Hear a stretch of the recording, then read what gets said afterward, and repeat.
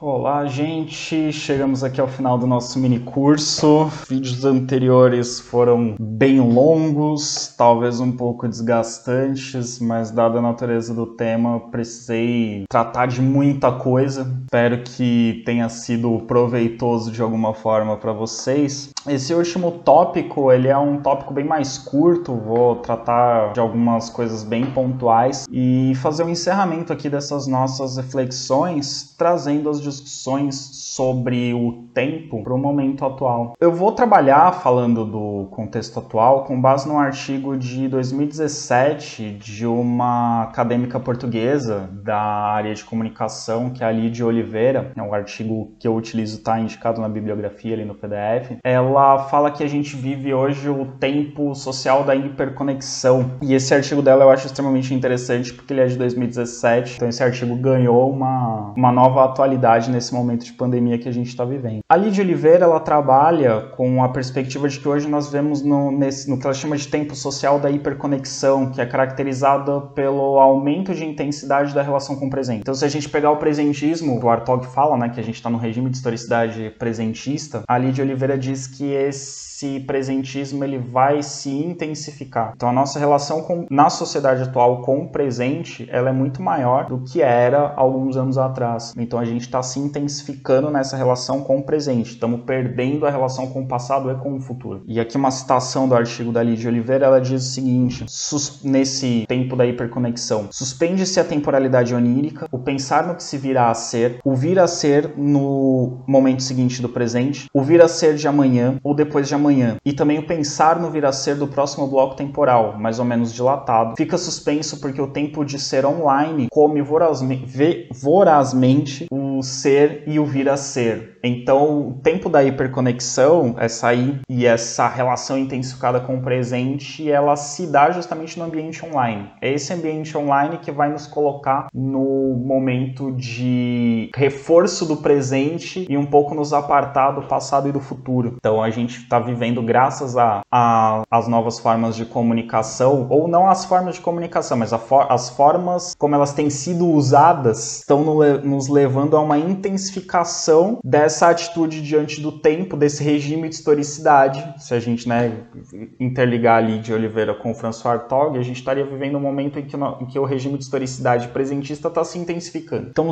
o e-mail, as redes sociais, publicações para ler, de notícias, publicações acadêmicas, trabalhos para escrever, no caso dos professores, trabalhos para avaliar, coisas para compartilhar, é um ciclo que se renova a cada atualização. Então, eu sempre tenho um novo e-mail, sempre tenho uma nova publicação na rede social, sempre tenho uma mensagem, sempre tenho algo. Então, esse é o tempo da hiperconexão. Nós estamos cada vez mais ligados a esse ser e a esse estar online, e isso reforça em nós essa intensificação do presente. É tudo muito imediato, e é o que eu vou trabalhar com vocês nos próximos slides. Ela vai dizer, a Lídia Oliveira, que o tempo online ele suprimiu o espaço num duplo sentido. Ao mesmo tempo, ele ele aproxima quem está distante, o distante é aproximado, então ele transforma a ausência em presença. Então, o tempo online, ao mesmo tempo que ele aproxima o que está distante, mas não torna verdadeiramente próximo, você tem a sensação de proximidade, mas a proximidade não é material. O que está materialmente próximo, você tem a sensação de distanciamento. Então você não está, na prática, nem completamente aqui, nem completamente lá. Então você não está nem completamente próximo de quem está fisicamente próximo, porque você não está se relacionando com quem está fisicamente próximo, e também não está completamente próximo de quem está distante, mas aparentemente está próximo pela comunicação online. Então ele é um espaço, ou um contexto, melhor dizendo, de supressão do espaço. O que está fisicamente próximo parece distante, e o que está fisicamente distante parece próximo. Então fica nem lá nem aqui. E a Lídia ela vai elencar uma série de paradoxos sobre esse tempo online. O primeiro paradoxo que ela coloca é o paradoxo do sossego. Resumindo, o paradoxo do sossego é a pessoa que está online, que está ali no seu celular ou no seu computador, ela aparentemente está sossegada. Ela aparentemente está tranquila. Ela não está se movimentando. Aparentemente ela não está fazendo nada muito intenso. Mas ao mesmo tempo, a atividade online, ela é uma atividade de natureza de solicitude interatuante permanente. Essa expressão expressão, eu acho maravilhosa. A atividade online é uma atividade intensa, não é uma atividade fisicamente intensa, mas ela é intelectualmente intensa e ela demanda uma interação constante. Então a pessoa que está online, ela aparenta estar sossegada, mas ela não está verdadeiramente sossegada, ela está realizando uma atividade intensa. Não sei se algum de vocês é docente ou passou pela experiência de dar aula durante esse momento da pandemia, que muita gente está dizendo assim, nossa, né, agora tá mais tranquilo, né, você tem mais tempo para fazer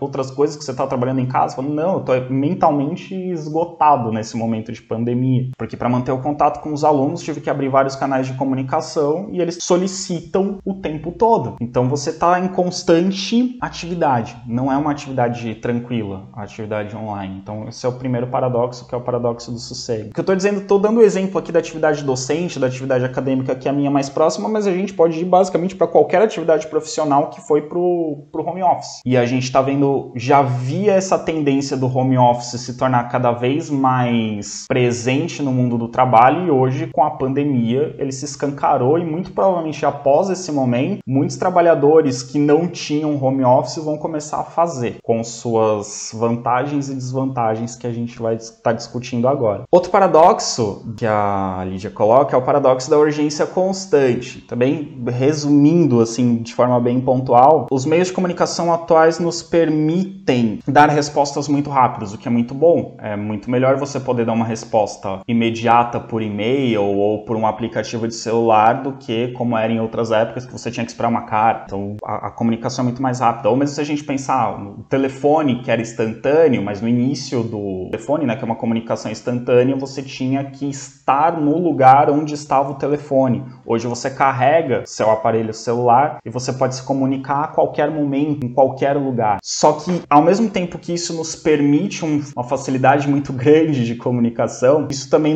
nos permite estar acessível muito rapidamente, e o fato de nós termos a possibilidade de dar respostas rápidas torna essas respostas rápidas cada vez mais uma exigência. E aqui eu ilustrei com uma imagem esse slide, que é a dupla marcação azul do WhatsApp. Hoje em dia, os aplicativos de comunicação não só entregam a mensagem instantaneamente, como mostram para quem enviou a mensagem se o interlocutor já leu. E esse duplo sinal azul, ele indica que o interlocutor não está respondendo porque não quer. E isso, na verdade, é um problema. As pessoas querem respostas rápidas. O problema de querer respostas rápidas é que nem toda resposta pode ser dada rapidamente. A exigência da resposta rápida, a urgência constante, suprime o tempo da reflexão. E suprimir o tempo da reflexão significa que nós somos levados à reação imediata. A gente está deixando de refletir e passando a reagir. E isso se torna uma atitude automática. Não só no WhatsApp, nos aplicativos de comunicação, mas nas redes sociais de modo geral. Quando a gente vê uma publicação, a gente vê uma notícia, nós nos condicionamos a reagir. E muitas vezes não damos tempo para ler, amadurecer uma reflexão, ter um posicionamento mais sólido e só então responder. A gente é impelido a curtir, não curtir. Então a gente é impelido a reagir e não a refletir sobre. E aqui uma citação da Lídia Oliveira. Esse imperativo da imediatez esmaga o tempo e o pensamento. Canibaliza o tempo, não deixando tempo para as tarefas mentais de caráter lento. Contemplar, relacionar, deixar a mente vaguear. Não há contemplação, apenas pressão para a compulsão, para a reação. Então, as atividades de cunho intelectual, elas demandam tempo. E muitas vezes a resposta imediata justamente tira esse tempo da reflexão, o que nos permite, aliás, o que nos impede muitas vezes de dar respostas com qualidade. Às vezes a pessoa não te respondeu logo porque ela está pensando na resposta. E para te dar uma resposta melhor, uma resposta adequada, ela vai precisar de um tempo. Então não é que ela não te respondeu porque ela está te ignorando. Ela não te respondeu porque ela quer te dar uma resposta com qualidade. Essa pressão sobre quem recebe a mensagem para dar uma resposta imediata tem se tornado uma característica do mundo do trabalho atual. E com o home office isso se torna cada vez mais constante no mundo do trabalho. Mas não só no mundo do trabalho, no mundo acadêmico a gente percebe isso também. Outro problema que a Lídia aponta é o que ela chama, conceito, né, que já existe da workplace telepressure, ou telepressão, para tradução do português. Ela coloca que a telepressão é um estado psicológico que nos faz ter uma preocupação permanente e desejo de responder às comunicações de forma mais rápida possível. Então, da mesma forma que existe, né, o paradoxo da urgência, que faz com que quem manda a mensagem queira a resposta rápida, quem recebe a mensagem se sente impelido a responder rapidamente. E aí os problemas que se dão são os mesmos que eu acabei de dizer, né? Tira o tempo da reflexão. E essa telepressão, ela se expande, ela sai do mundo do trabalho, ela sai do mundo acadêmico e vai para todos os instantes da vida. As mensagens no celular não são só as profissionais, não são só as acadêmicas, são as pessoais, são as familiares, são as de amizade. Então, eu conheço muitas pessoas que não sossegam enquanto não zeram todos os e-mails, enquanto não zeram todas as mensagens de aplicativo. Bom, tem pessoas que deixam lá. Eu sou uma pessoa que eu fico incomodado com as bolinhas vermelhas sem resposta, né, com os pontinhos sem resposta. A gente tem uma tecnologia que nos permite nos comunicar cada vez mais rápido, mas que ao mesmo tempo, como diz aqui o neurocientista Peter Whybrow, o computador e o smartphone muitas vezes funcionam como uma cocaína eletrônica.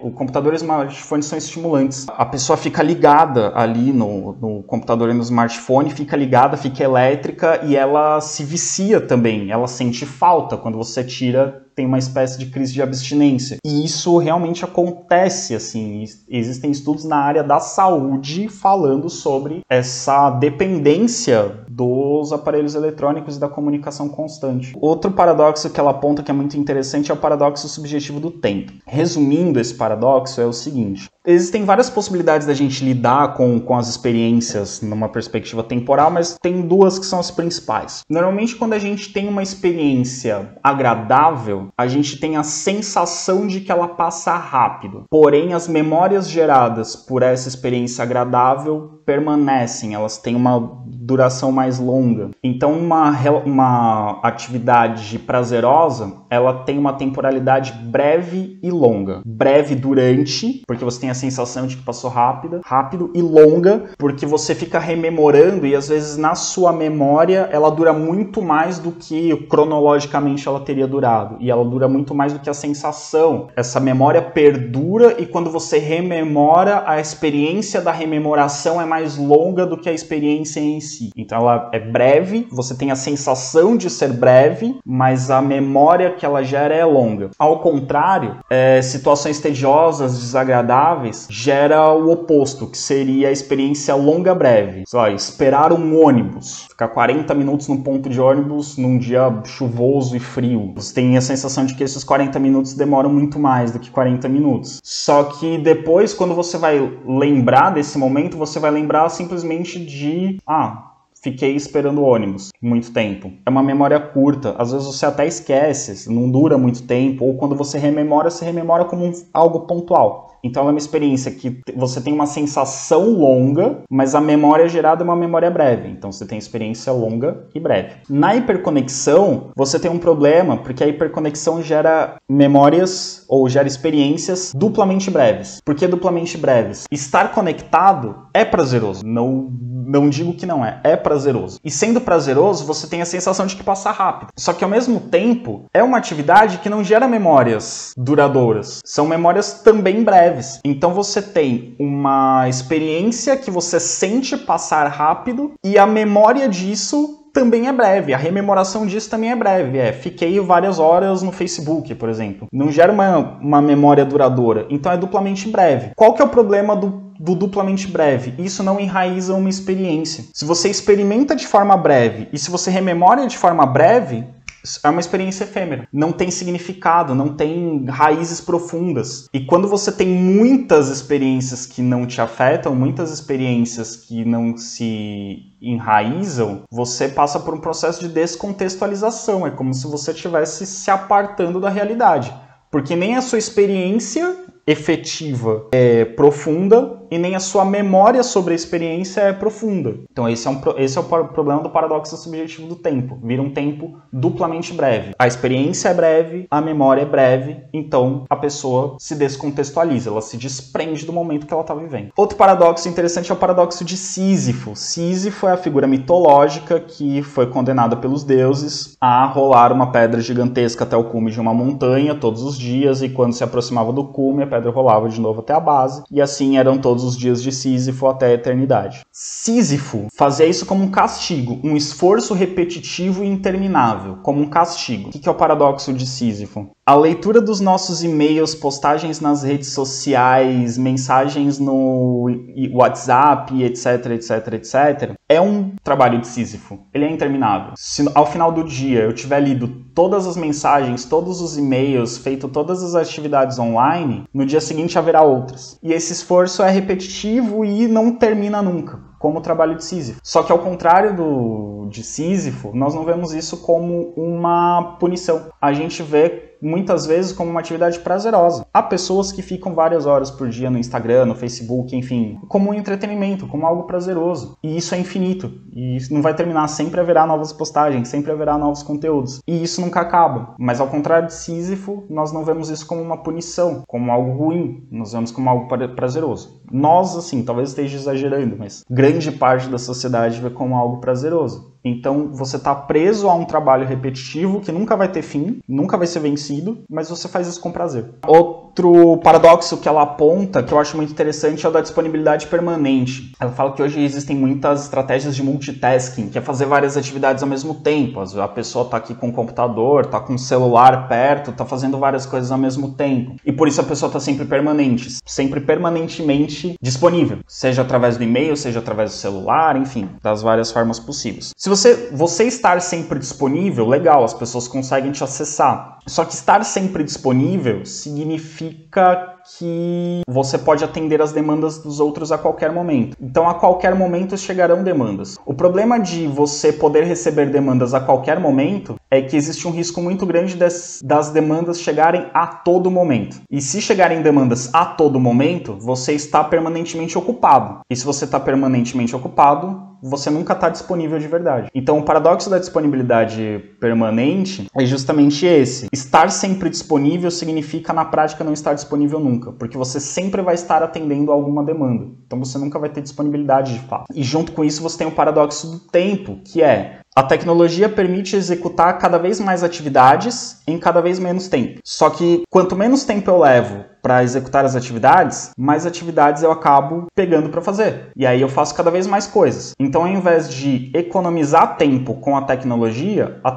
acaba preenchendo ainda mais meu tempo. Então, quanto mais rápido eu consigo fazer as atividades, mais atividades eu acabo pegando. Então, eu nunca consigo fazer com que sobre tempo. Meu tempo está sempre ocupado. Outro paradoxo é o paradoxo da flexibilidade. A tecnologia permite hoje que em muitas profissões você trabalhe de qualquer lugar a qualquer hora. Teoricamente, você tem liberdade para trabalhar a hora que você quiser, no lugar que você quiser. Só que essa flexibilidade acaba aos poucos sendo utilizada pelo mercado de trabalho, pela produção, enfim, pelo sistema capitalista, pelo mundo que a gente vive, etc. e tal, para que ao invés de você tenha a liberdade de trabalhar onde quiser, quando quiser, ou melhor, que você tenha a disponibilidade de trabalhar em qualquer lugar, a qualquer hora, ou a qualquer tempo, a pressão da produção e do trabalho vai te fazer trabalhar em todo lugar o tempo todo. Então esse é outro paradoxo da flexibilidade. Então você inverte, né? Você acaba perdendo a liberdade de trabalhar a qualquer momento para trabalhar a todo momento. E isso também traz uma outra questão muito interessante. Uma das grandes transformações do trabalho pré-industrial para o trabalho industrial é que o trabalho pré-industrial ele era uma dimensão da vida do trabalhador. O trabalho industrial, ele separa. Existe o tempo da vida e o tempo do trabalho. São tempos diferentes. A flexibilidade, o paradoxo da flexibilidade, nos faz pensar que hoje o trabalho e a vida estão se misturando de novo. Só que com uma relação inversa à relação pré-industrial. Na relação do trabalho pré-industrial, o trabalho era uma dimensão da vida. A pessoa tinha a vida e entre as várias coisas da vida tinha o trabalho. Trabalho industrial, vida e trabalho são coisas diferentes. Existe a vida pessoal e a vida profissional. profissional, são coisas diferentes. A gente tem isso, né? Não misturo pessoal com profissional. Isso é puramente industrial. Antes do industrial não existia essa separação. Mas hoje em dia, o pessoal e o profissional estão se misturando de novo. Só que a relação é que não é que o trabalho é uma das atividades da vida. O trabalho ele está englobando a vida. Ele está contaminando outros setores da vida. Então ele está se tornando preponderante. Então você não ajusta o trabalho à sua vida, mas você ajusta a vida ao seu trabalho. Isso também entra no paradoxo da flexibilidade. Para encerrar essa discussão e para encerrar esse mini curso, eu estou propondo a seguinte atividade. Eu não quis dar uma aula sobre a temporalidade na pandemia porque, né, pensando aqui nos paradoxos, tem me exigido um tempo de reflexão que eu, sinceramente, não consegui ter. Então eu não consigo trazer para vocês, assim, afirmações sobre a pandemia, a relação do tempo com a pandemia. Mas eu trago para vocês questões, para vocês pensarem. Então eu gostaria que vocês produzissem, né, como atividade final, para concluir esse mini curso, tá ali no Moodle, um texto em que vocês podem abordar qualquer um desses tópicos, não precisa ser todos, vocês podem escolher um ou mais de um, fica a critério de vocês, e desenvolver uma reflexão curta ali, 2, 3 parágrafos, nada muito longo, né? Só para exercitar um pouco do que a gente viu no mini curso. Então eu não, como eu disse, não vou trazer afirmações sobre a pandemia, eu vou trazer questões. Perguntas que eu tenho me feito, que eu ainda não tenho respostas prontas e que eu gostaria que vocês refletissem também. Pode ser que em algum momento eu consiga respostas melhores, mas por enquanto eu tenho as perguntas. E que perguntas eu gostaria de trazer para reflexão nesse momento de pandemia? Primeiro, a pandemia altera a nossa percepção da passagem do tempo? A gente tem visto o tempo de forma mais fluida? Tem visto o tempo com mais rupturas? Como que a gente tem visto, né?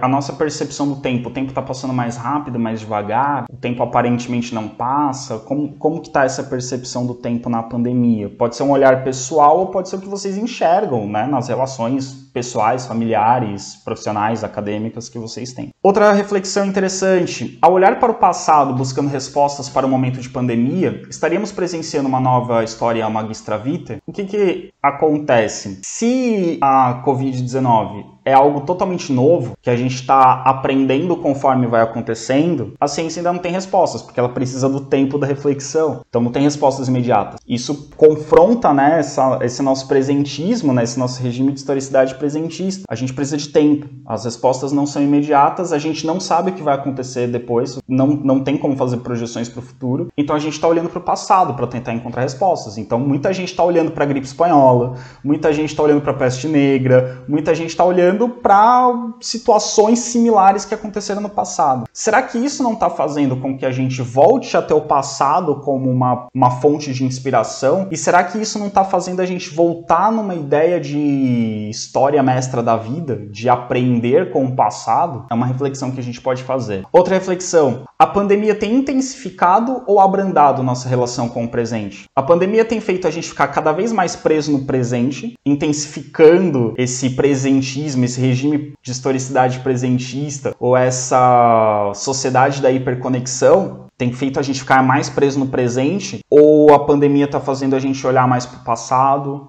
olhar mais para o futuro, ter uma visão de historicidade diferente? A gente está preso no momento atual, porque a gente não consegue fazer planos, ou justamente a incerteza do momento atual está fazendo a gente imaginar como será o futuro? Ou a incerteza do momento atual está fazendo a gente olhar para o passado, valorizar mais o passado? O que vocês acham que a pandemia tem causado nessa nossa relação com o tempo? Outra questão, qual o papel que o futuro desempenha em tempos de pandemia? O futuro é incerto em tempos de pandemia, mas isso está fazendo com que as pessoas tenham uma atitude de renegar o futuro, de abrir mão, de falar, vamos viver o agora, ou as pessoas estão pensando, estamos num presente de muita incerteza, mas já que eu estou nesse momento de muita incerteza, vamos planejar possibilidades para quando esse momento passar. E a última pergunta, se estaríamos vivendo um novo regime de historicidade com a pandemia?